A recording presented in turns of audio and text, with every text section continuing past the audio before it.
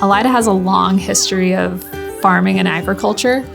The people and children living here at Eliada were able to utilize that farmland, sell milk and eggs to the community, pickle and can a lot of the vegetables. They cut a lot of hay from the pastures. It feels really good to honor those traditions and bring that lifestyle to the kids that we're serving here at Eliada. The three main areas of our campus farm include food production, educational classes, and agritourism. The Grow Dome was built in 2018 and was established as both a learning classroom and a space to provide food for the campus cafeteria and kitchen. Students in both residential and day treatment, K through 12th grade, have opportunities to learn about gardening and farming. We'll get out things like microscopes and look at cross-sections of leaves or other plants or worms. We'll dissect fish. We'll extract DNA from a strawberry, just like tons of different labs for the kids to do. Kids are getting to see food growing, sometimes for the first time ever. I try to teach things like the needs of plants alongside the needs of the kids. The experimental learning that happens in the garden space is just an opportunity that they don't get elsewhere. Constructing a 3-season hoop house built in 2021, we're able to grow in that space from March to December. We grow a lot of snacking type vegetables and fruits. A lot of the garden-based tasks and jobs that we do are really repetitive, whether it's like planting seeds, moving compost, so we're like shoveling into a bucket or carrying something from one place to another. And I think during those times, our brains are just given a chance to like wander and think about other things. So oftentimes kids will like open up about what they're going through or how they're feeling in the moment. And I think those are just like really amazing moments to watch unfold. The Learning Garden was established shortly after the hoop house was built. It's set up with 50-foot long beds and a whole drip irrigation system so that we can grow things outside during the warm season months.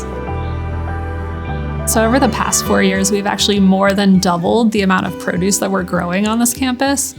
About 90% of that food ends up going directly to our kitchen. Anything that the kitchen can't use at that time goes into meal boxes for ESTA's Healthy Opportunities pilot program. So they're providing meal boxes to community members in need. The overall plan really in the next couple years is to expand food production to provide more food for not only our campus, but the greater Asheville community, and then also to expand those educational opportunities. The campus farm is fully grant and donor funded. In 2022, that was the first year that we received our first federal grant from the USDA. It was a farm to school grant that's helping fund a lot of the activities that we're able to do with the children. Support from the community is really important to our program, and that can be done in so many different ways. We're always open to having volunteers come out to help work on the farm or attend one of our agritourism events. Eliada's Fall Festival and Corn Maze happens every October, and that's just a really great way to get people on campus to learn a little bit more about what we're doing here at Eliada, but also provide them a fun opportunity to walk the several miles of trails in our corn maze, go for a hayride, and a whole bunch of other fun activities that we have during that event. Every August, we also host a Farm to Fork event, and so that's an on-campus event where we're bringing in community members and donors to highlight the campus farm program. We try to grow as much produce as possible to include in that dinner. Anything that we're not able to provide, we source from other local farms, so things like meats, cheeses, other dairy products.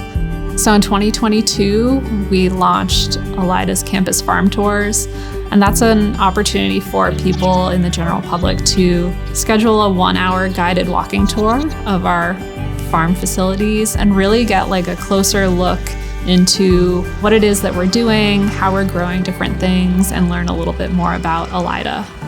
Any support we can get will really just go a long way in helping these children. Oftentimes we'll see kids open up when they're in the garden space just because they are having the non-traditional classroom experience. Anytime the kids get to plant their own seeds and then like come back in the following weeks and check on those plants, they're just always in amazement and awe over why it's growing and how it's growing so fast and why isn't it growing in the way that they were expecting. And I think those are just great opportunities to also like reflect back to us as people. It's like, well, we all don't grow in the same way. Some of us get a little more sunlight than others, so we grow a little bit differently or in a different direction. Also just having like access to fresh local food, that's just better support for their whole being.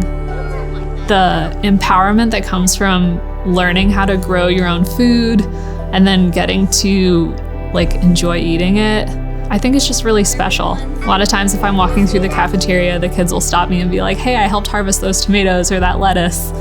And they're so proud to tell me that. And that just like, yeah.